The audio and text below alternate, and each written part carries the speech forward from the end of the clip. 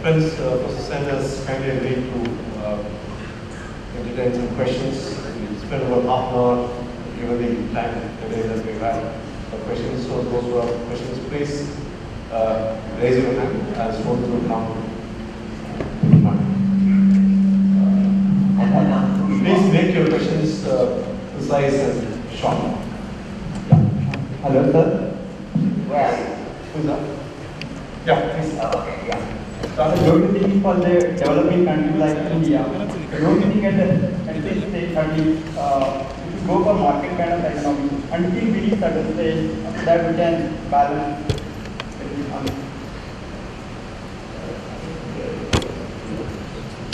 No, I don't think we managed to hear. Can you say that again? Your question? So, don't you think for the developing countries like India, so we should concentrate more on market kind of economy until we reach certain stage? So we should rely only on the market. So at least until a certain stage where we... Well, that's exactly what the Chinese and all the other examples indicate that we shouldn't. You see, if the Chinese relied only on the market economy, they wouldn't have either the high growth rate they had, nor would they have the thumping lead over India in life expectancy, education, in health, in nutrition that they have, and growth rate. You know, the difficulty is that those who advocate that as citing to China overlook what China actually has done. And there's nothing else, you know, the other day at an idle moment, I was counting in an airplane journey as to how many PhDs I supervised. I see one of them here. It's 150 over a fairly long lifetime. I'm very proud of them. And one thing to do is that to not arrive at conclusions without studying the empirical basis. If you're writing on empirical subjects, you'll do theory then go. You can do theoretical reasoning. But we are talking about an empirical subject. So there's empirical evidence is entirely to the contrary. So if after you're looking at it, say that the empirical evidence, I don't trust, so then you have to give me some reason, and then we can chat. Good evening, sir. Good evening, sir. Okay, yeah. Okay. Your name first. Proceed question. So my name is Prakash. I'm a student of this institute. Can you hold it closer? My name is Prakash. I'm a tech student of this institute. I wanted to ask you a question. Please forgive me. I may be deviating a little bit from the topic from the subject of your study. I have been very lucky, and I gotten the opportunity of listening to distinguished speakers just like you. So I just wanted to ask you, what are your beliefs? A person like of your stature would be completely rational for calculating so great things that you have done for the society and the work that you have done. So, like the beliefs, what kind of strength that you have, the dedication, where does this come from? Okay, where is this phone from? Okay. Please stand up. You seem to be translating your question as if you're asking what's the secret of my success now.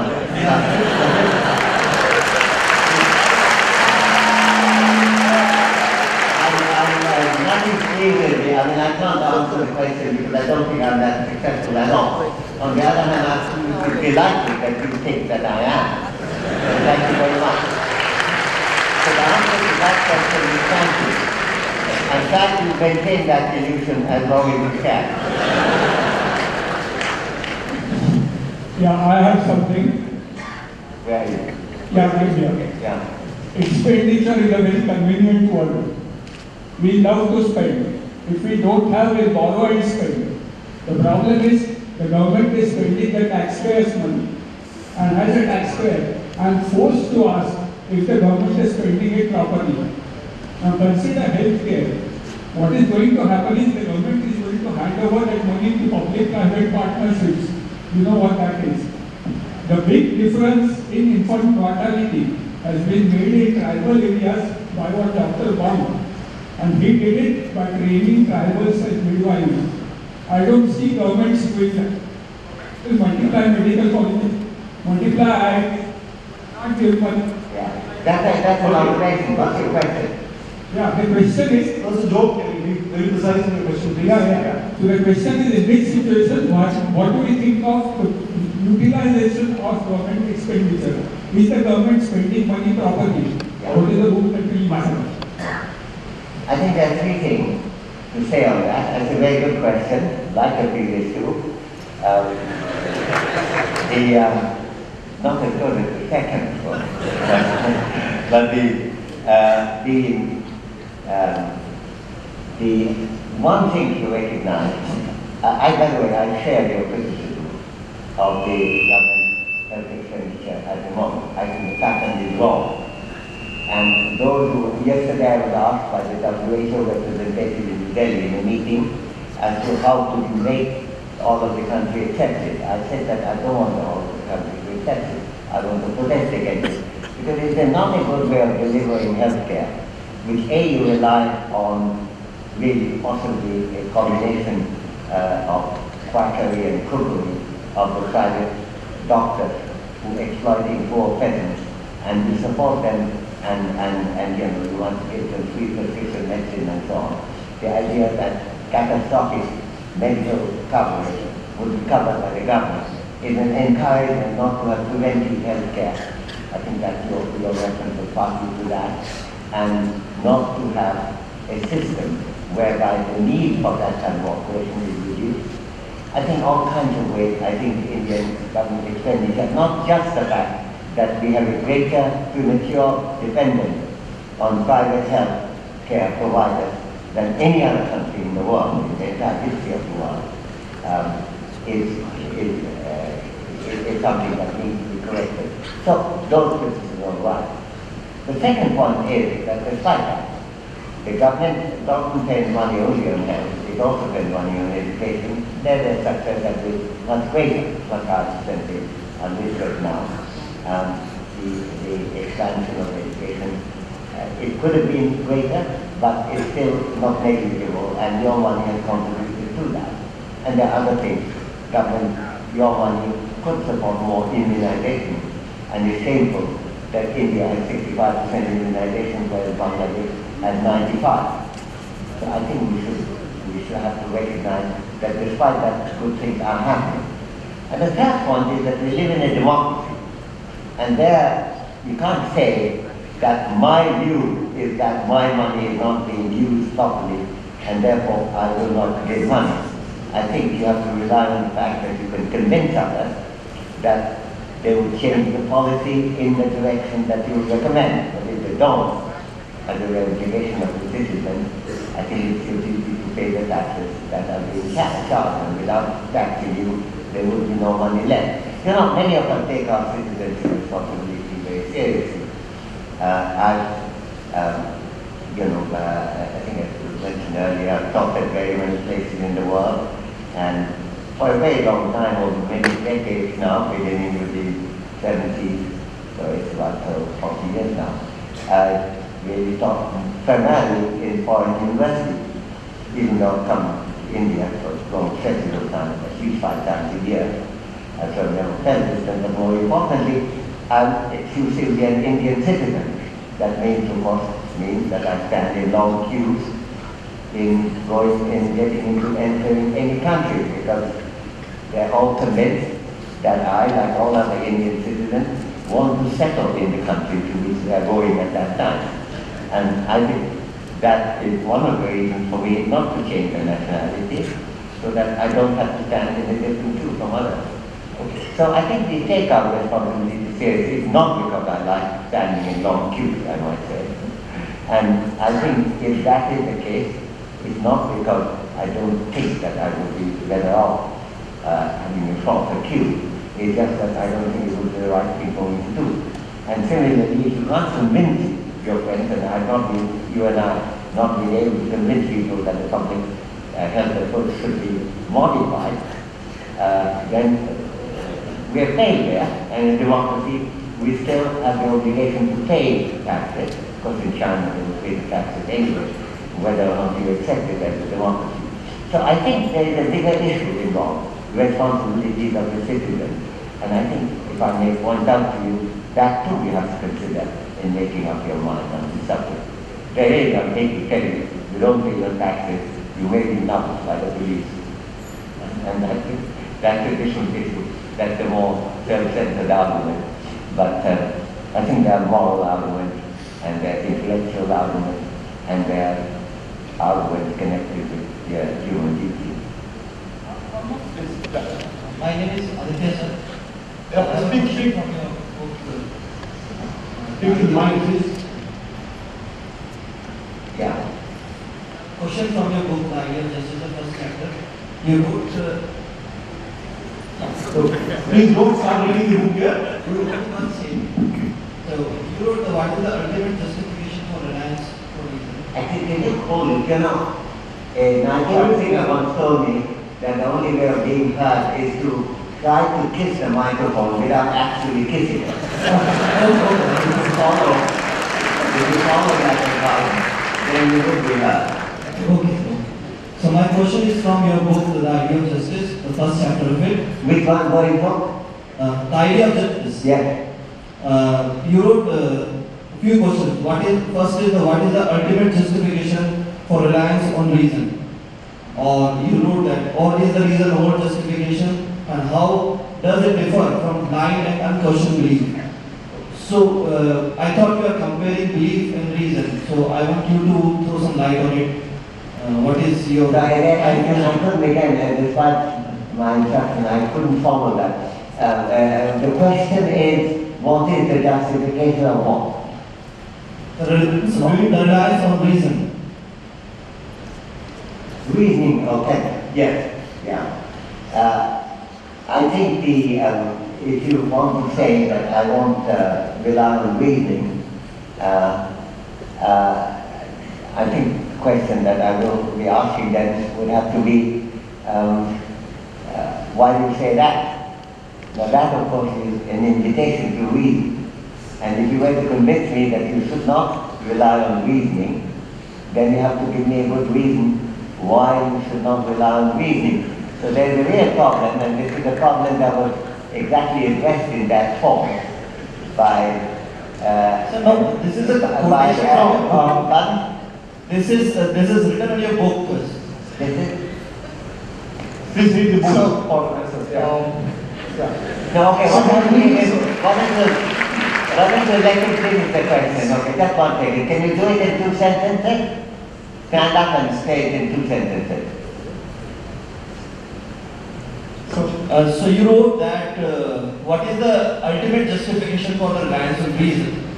And you're comparing reason, is the reason is a belief that we are sticking to reason as it is our belief to reason. So what is your clarification that you are comparing belief and reason? You're asking a foundational epistemological question. Yes, sir, exactly. Namely, why do we rely on reasoning? Yes, sir. And you have to, I'm sorry, I'm not being frivolous in saying you have to give me a reason why you would not want to listen to reason. Because if you don't, you said, I simply don't, well, that would be a statement of your propensity rather than something that will convince others. The only way we can convince each other is by a reason which others can follow. So ultimately, that's the way we argue. That's, it's a subject on which I devote at least 20 pages, and you're not going to get me to repeat that 20 pages here. But in case someone listening to you get the impression that I make that statement, but do not provide any kind of reason as to why we should listen to reasoning, then I think they would have been misled.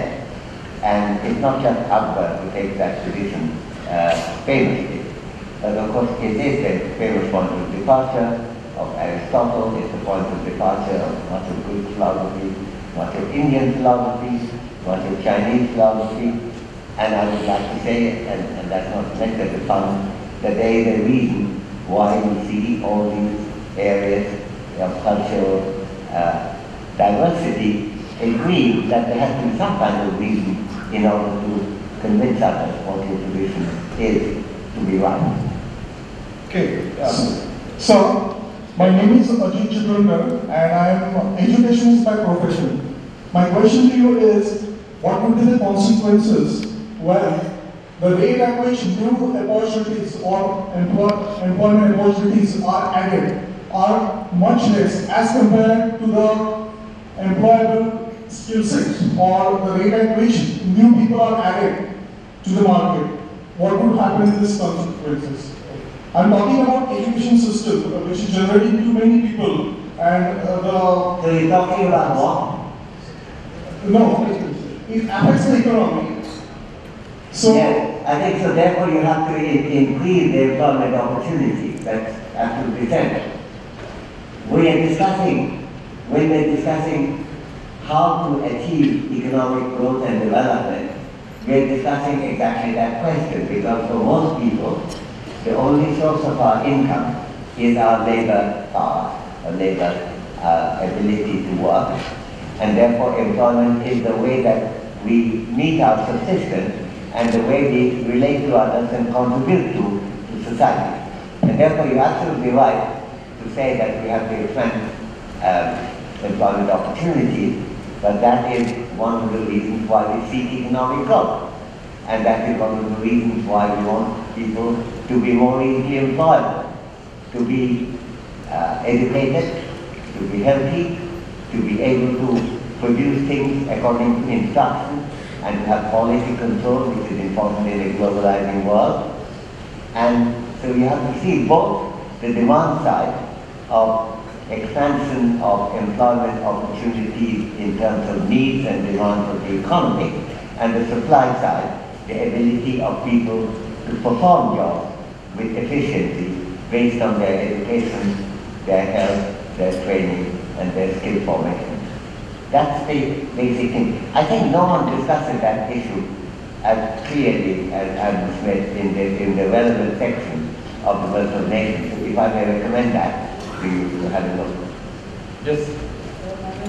No, please wait. This comes here. I just want to know. Where are you? Yeah. This is louder, please.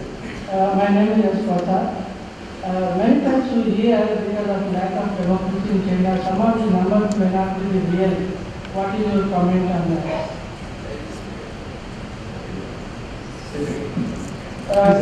The numbers in China, because of lack of democracy, may not be the real one. We hear this comment many times. What is your comment on that? Yes. I think there are some areas in China where figures are not so easily reliable. The area that I'm looking at has been properly examined by all authorities. The figures that I'm quoting are not Chinese figures, they're World Bank figures. And they're based on a scrutiny of the numbers. And one or two cases they're also supplemented, or actually several cases supplemented by the United Nations UNDP. Human development thing. So these are not the raw Chinese figures, but the case for altering came only in very few cases. One of the oddities is that the Chinese statistics had not taken the kind of hit that you would have expected, even during the famine. In fact, when I did my first estimate of the famines in India, in China, and from my first paper I would check 16 million dead, data 29.630 million. These are based on the Chinese statistics. Now, on the basis of new statistics, I was then criticized by many people saying I was inventing Chinese famine. I sent a number of my friends wrote to the New York Review saying that I must have invented it, because how could it be that there was a famine and no one knew about it? Well, that's why the famine survived, because they could suppress information on that. But somehow the statistics continue to show theory. Now I'm being criticized on the other end saying I underestimated it. 40 million probably died. But these are corrections of the same demographic statistics. So I think the figures that I was presenting are fairly reliable, as reliable as any of these statistics can be. Yeah. My question is related to your data that you have presented here.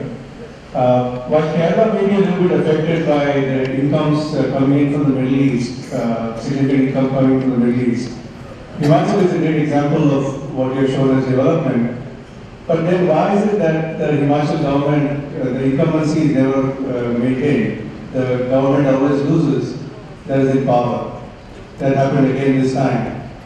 And you can see that, that is, in spite of all this growth, the incumbent never stays in government. Do you have any comment on that? I think it's a very good question. By the way, Kerala is also correct that initially there's a lot of build-up. One is the foreign income. The ratio of foreign income to domestically generated income has gone down dramatically in Kerala too. But Kerala, of course, has always a system whereby pretty much every election, the government is defeated and a new lot of people come in. The fact that it's happening in Himachal, I don't think that is an indication that they're not achieving that. As we vote for one party or another, not to say, well done, it's not a prize, like it's at the end of the school exam. It is what we expect them to do at this time, after achieving what we have achieved. Remember that Churchill, who played such a big role, and the Tory party in winning the war, was immediately booted out of power. So remember also that the welfare state came on Labour Party, but the Labour Party was soon out of office. So there is nothing extraordinary about that. There may be something extraordinary in there being no change in government at all, which also happens in some parts of India.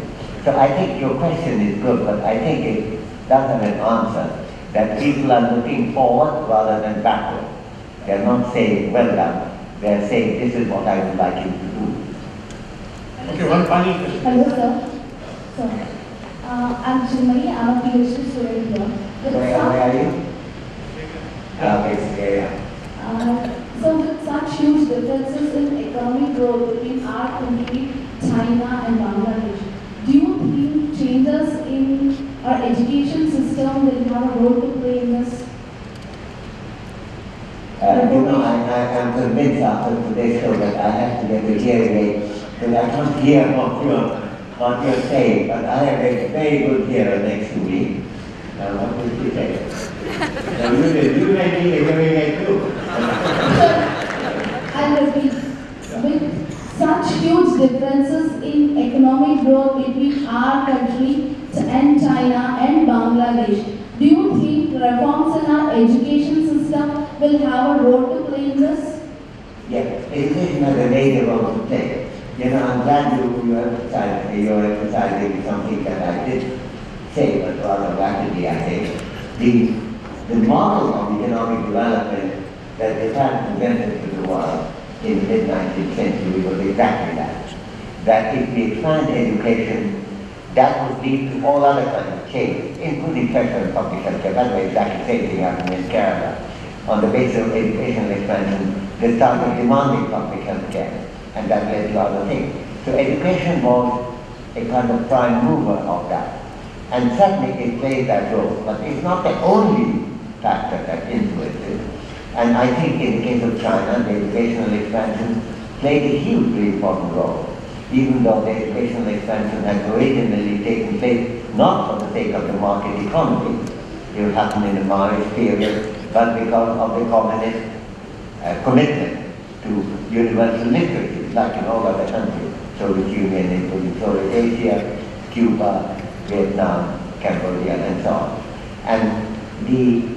But whatever the reason, once the market economy comes, it is enormously helped by the educational opportunity, and China got that.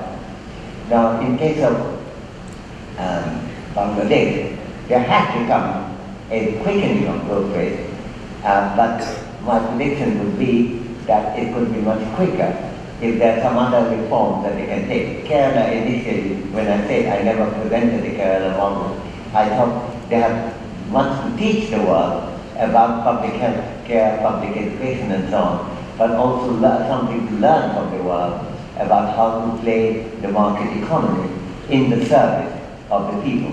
And I think that issue would be an important one, even in the case of Bangladesh. It's doing very well, taking many things into account, but it could do even better. These all relate to your question. Okay, I think one final thing is in this case. Okay, yeah. Yeah, please. I'm delighted that the gender balance is getting a bit corrected in terms of questions.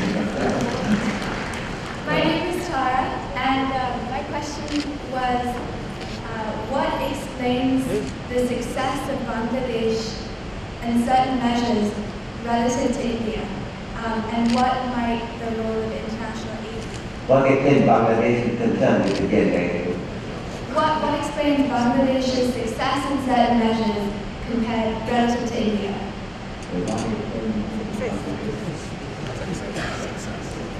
I think the immediate reason is because of the conclusion that drawn away the night to that. And when you read the book, when it's out, and I might say you don't have to buy it, the cheapest way of getting a book is to borrow it from a library. You can read that and you can see whether our reasoning was convincing. That the main difference that happened, which explained Bangladesh's sudden higher performance, was gender equity. Now that's immediately, but then you could say, how does that gender equity take place? Now that is an important issue, and it interests me because my family is from Dhaka, from Bangladesh, and it's a political family, and when my early days, I remember all my, whom I call uncles, with my cousins of my father, and cousin and brother of my mother. They were all in jail of various kinds because of preventive detention.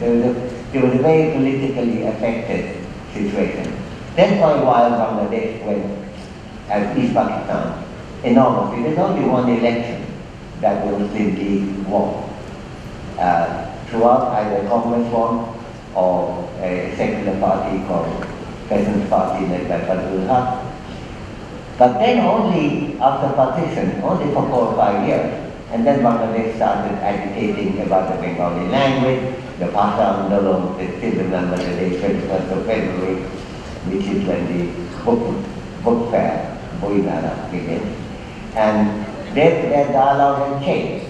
Now the nationalist dialogue always had a strong element of the issue of gender. And if you think about that even in the context, and if you want to be, in my book, Identity and Violence, I mentioned the fact that Gandhiji, with whom I had many disagreements on many subjects, including on to what extent we can have a prosperous economy on the basis of the rural, traditional sector.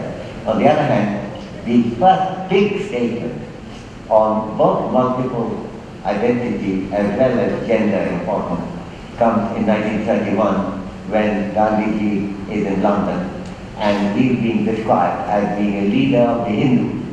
And he said, I'm not a leader of the Hindus. I am a leader of a secular party which has the loyalty of the bulk of the country. And then he said, you have to be careful. It's true that I'm a Hindu, but that doesn't mean it is my primary identity now.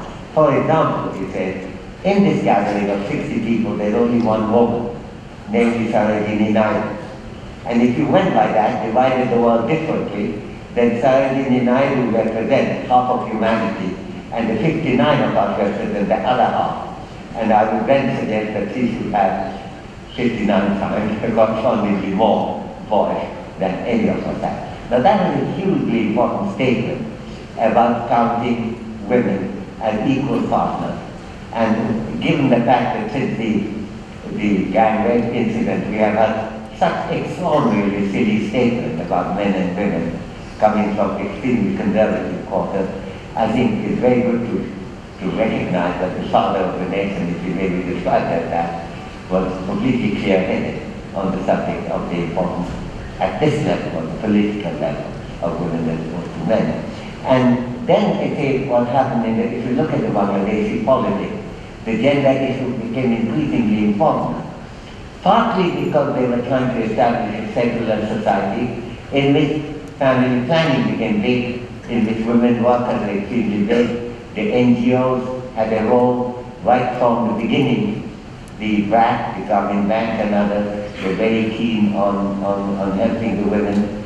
So in many ways, it's a much more complex story than I can cover quickly. But you have to follow the dynamism to indicate what made gender equity so important in Bangladesh. The rest follows from gender equity. Then you get an easy It's a bit like my coming here. We're stuck in traffic. Ultimately, we hit a highway, and then suddenly we move forward. It's a question of how to hit the highway. That's really important. Thank you.